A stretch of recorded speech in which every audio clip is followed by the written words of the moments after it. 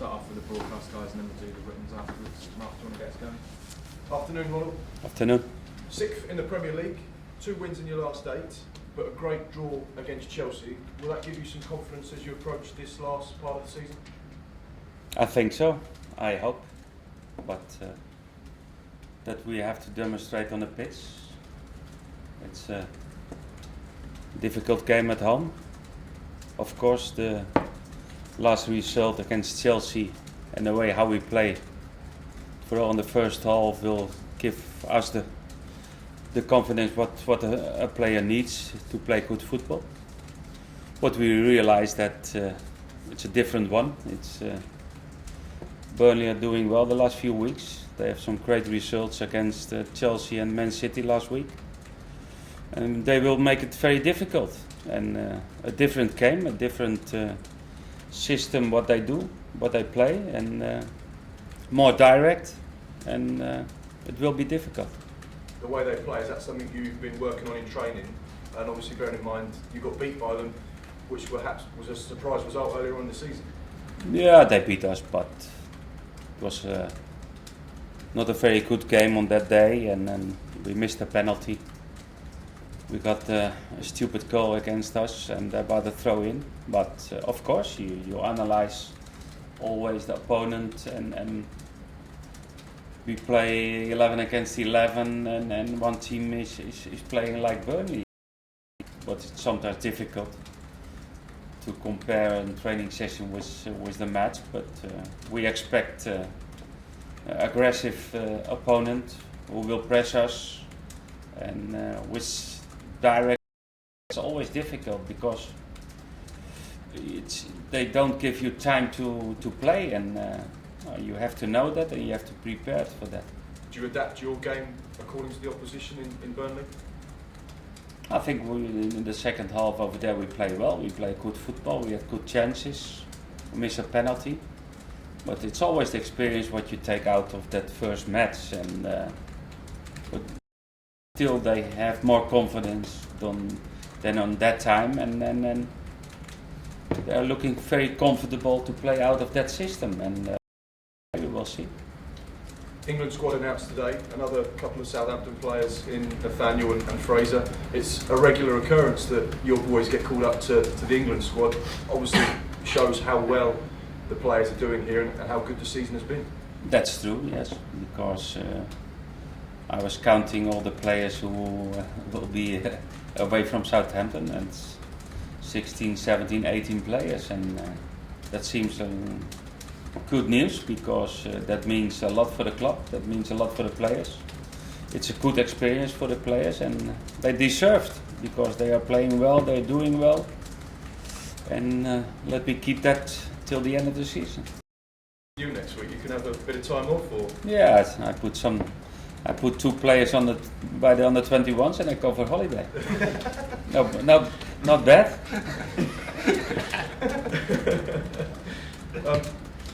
There's been a report that you've been looking at Martin Odegaard.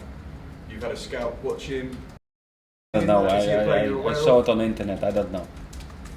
It's not my job to do scouting about young players.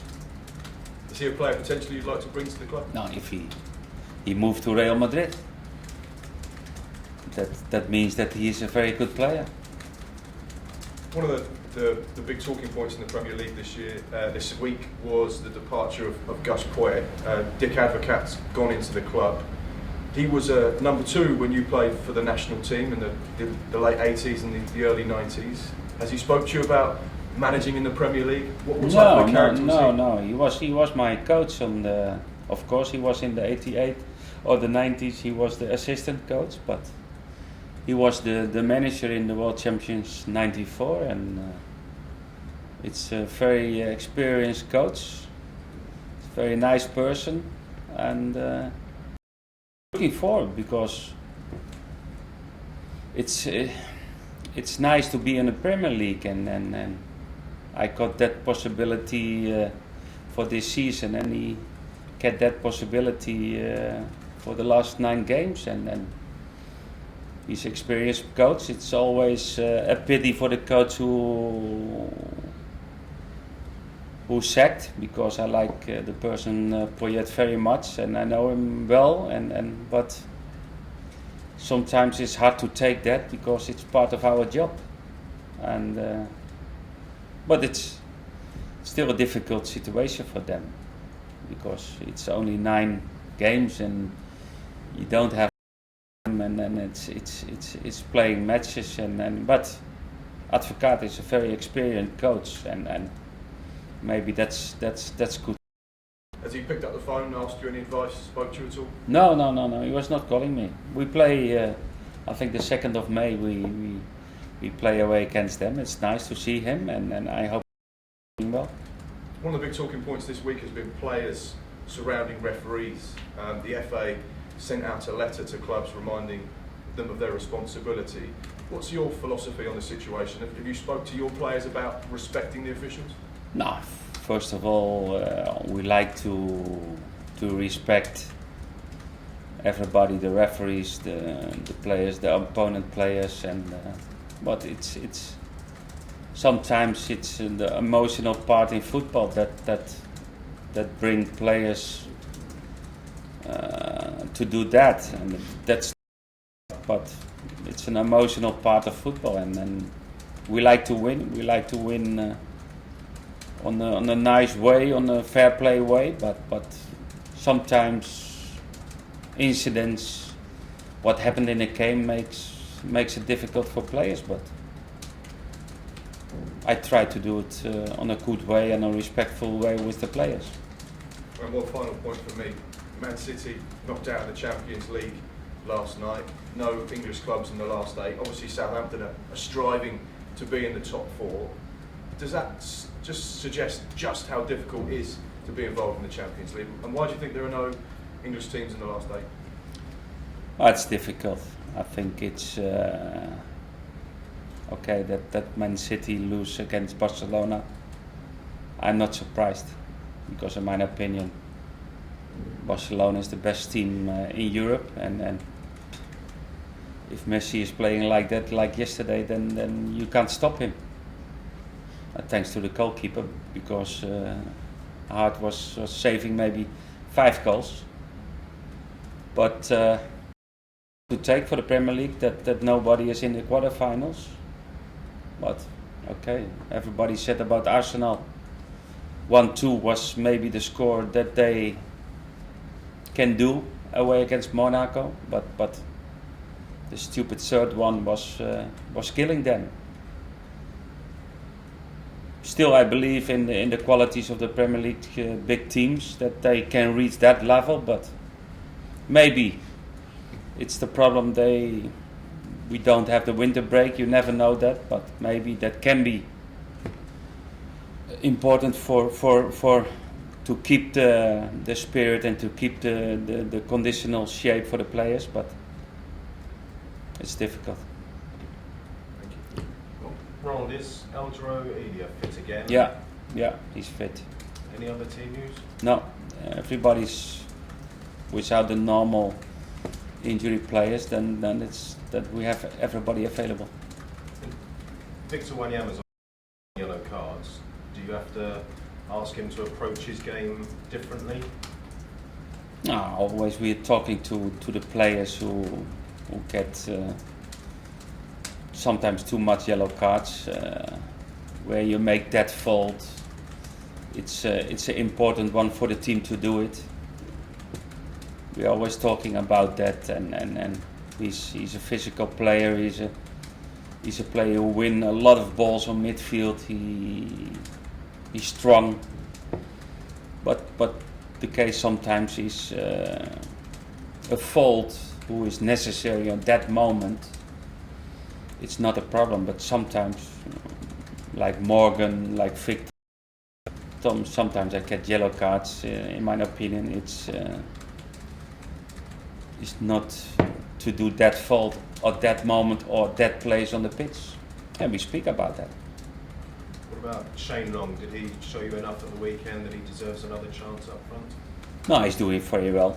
It's a difference with Shane between now and the start of the season. I think he's totally adapt in the way how we play football and how we like to play. But he has some amazing qualities as a striker, and maybe that gives us a little bit the movements in attack what we need, and to create more chances than to score more goals. And he's doing very well. Have you seen any change from Graziano in training this week? Has he stepped up his level, having been left out? Yeah, a little bit of reaction, yes, because nobody is happy to stay on the bench, and sometimes you need a reaction of the player in that situation, and he's doing well, but in that game, I think at that moment that was good to change the way of playing with more fast players in front, and Graziano is different, but Saturday we play at home. You told us a few weeks ago that you've been working on different things in training because teams are coming here particularly and sitting back defending more. Have they learned more creative ways to create chances? And it's a good game for that to show on Saturday. And of course, opponents are coming to St. Mary's maybe with a little bit more defensive mentality, to wait, to defending. And you need to be patient, and you need to do the right movements on the right time. But I think we had some weeks. I think the players wasn't in the best confident way, and I think the difficult win against Crystal Palace home, and for sure the draw against Chelsea. I think the confidence is back, and but that's talking. Show it on Saturday. And before that win against Palace, you told us that with 11 games left, 7 or 8 wins would put you back in contention for the top 4. Having taken 4 points from those 2 games, have you revised your target? Or? No. I think still, if you win another 5-6, then you have a good possibility. But I think, of course, we fight for the highest position on the table, and then that will be something extra. But I think we are now on the 6th and the 7th place together with Tottenham, and distance behind is already 8-9 points, and that gives a comfortable situation. But we like to win, and we like to finish on a higher position than we are now. But it's very difficult, because it's not easy to beat or to come between the big ones on the table, and we know that. But still, we have that possibility, and still, you have that possibility. You have to believe it. Well, just been behind Birch. I mean, you'd be surprised that he didn't sort of make the cut as such today. No, not surprised. We had suspension maybe for 3 games after to the team. He's playing well. I think he played very well against Chelsea, but not surprised because his time will come. And if he keep working like this, keep playing like this, then Mark about Dick Advocat not actually phoning you to ask you for advice yet, but is there any sort of tip you would give him, anything you've learned as a manager or had to adapt as a manager since coming to the Premier League compared to your other previous positions? Have you learned anything about yourself as such that you can pass on? Top tip? no, but if you stay in the Premier League and you realize that the intensity of the games is very high, but his situation is totally different than mine, because we had a pre-season, a difficult one, but we had a pre-season, and he don't have time because he has 2 days of preparation. He has to play this weekend, and maybe after that he has time. And but it's always the question: if you bring somebody else in, he will bring the new spirit to the team. Maybe he will do some changes in the team, I don't know. But we have to wait. Not always to sack the coach is the best to do. But sometimes, yes. I think if you see now the situation on Aston Villa, I think the team is different. The team is more offensive, scoring goals, and maybe that was a good decision, but not always. But the advocate is experienced, but a good advice? No, I don't know. But yeah, the intensity. But he will learn that. He will see that, and that's the most important. So as a result, you've had to sort of adapt your managerial style in accordance with the intensity of the Premier League. Because obviously you're a man who knew his job in the first place, but it's a whole different kettle of fish, like you've said, in the Premier League. About your managerial style that maybe weren't. No, it's not different. I think in the Premier League, still I believe it's more easy because about the professional way of the players. If I speak about the players of the Southampton team, they're very down to earth, very professionals, and always doing what you asked, and that's good. Of course, we have the results, and it's always more easy to communicate. But Advocaat is more experienced than I am, and he had his experience in Glasgow Rangers. It's not really the Premier League, but I think he knows by himself how he has to handle that till the end of the season. Thank you guys. Turn the camera.